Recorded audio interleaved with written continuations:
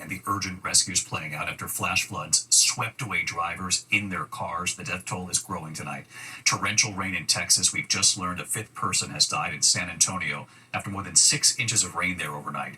Firefighters making at least 60 high water rescues. One of them, a man found clinging to a tree right there. More than a dozen vehicles washed away. You can see multiple vehicles right there. Rescuers going through each one of them. At least 4 bodies found at that scene right there. Now tonight, flash flood threats stretching from Texas to Tennessee all over again. ABC's Maria Villarreal in San Antonio for us. Tonight, the death toll rising from devastating floods that inundated parts of Texas overnight. Cars floating downstream in San Antonio. This man clinging to a tree, water raging below. Watch as first responders carefully pull him to safety. The rain stopped and the water receding revealed absolute devastation. You can see right here the vehicles left behind, heavy vehicles, and the drivers inside. No match for these floodwaters. Crews checking this vehicle, finding at least one victim inside. San Antonio's fire chief telling me they rescued more than 60 people. As soon as they got off their vehicles, they started hearing screams across the way, so they knew that they had to work quick, especially with the fast-moving current. The floods fueled by torrential thunderstorms that dumped more than 6 inches in spots. And outside Houston, at least 2 tornadoes confirmed, one of them packing 100-mile-an-hour winds. Multiple homes in Wharton County damaged. And David, the power of these floodwaters evident by the damage you see right behind me. The cement from these creek walls literally ripped off and landing in a heap.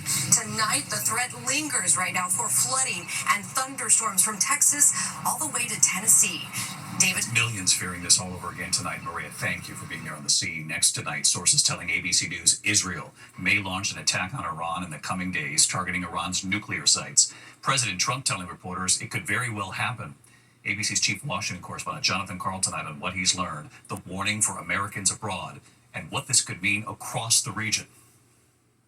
Tonight, sources tell ABC News Israel is preparing for a possible military strike on Iran's nuclear facilities. President Trump told reporters it could, quote, very well happen. Mr. President, how imminent is an Israeli strike on Iran?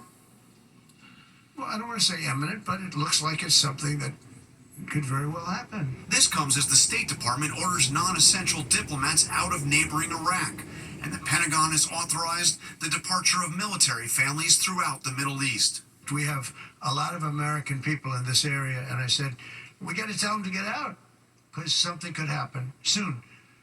And I don't want to be the one that didn't give any warning and missiles are flying into their buildings. It's possible. So I had to do it. The president insists Iran cannot have a nuclear weapon, and today he said a diplomatic deal is possible. He cautioned an Israeli attack could derail those negotiations. As long as I think there is an agreement, I don't want them going in, because I think I would blow it. Might help it, actually, but it also could blow it.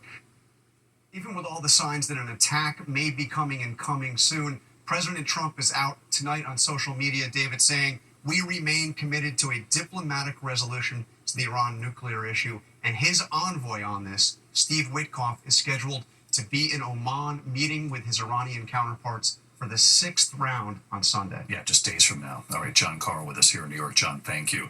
We move on to other news now, and the dramatic end to Harvey Weinstein's sex crimes retrial here in New York City. New York City, multiple NYPD vehicles set on fire.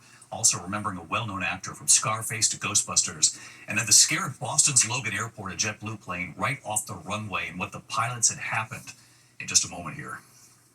JetBlue flight from Chicago veering off the runway after landing at Boston's Logan Airport, rolling right into the grass. The pilot telling air traffic control the plane had no steering.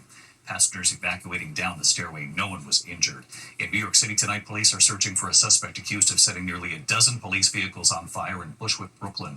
They were in a lot about 2 blocks from the 83rd precinct. Officers say they found several unexploded devices on 3 other cars. When we come back, from Scarface to Ghostbusters 2, remembering an actor from Broadway, the movies, and TV. To be in next tonight, actor Harris Yulin has died of cardiac arrest. He starred on Broadway and in more than 100 TV shows and movies, including Scarface, Ghostbusters 2, and Clear and Present Danger. He was 87.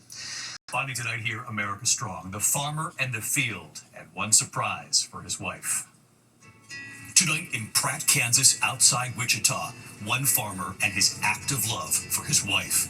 Look at this. At Blasey Farms, they grow wheat, and second-generation farmer Jesse Blasey had an idea how to surprise his wife, Sarah, for their 20th wedding anniversary. Back in October, he started carefully planting red and white wheat seeds. This one is a variety called Paradise by Polanski Seed.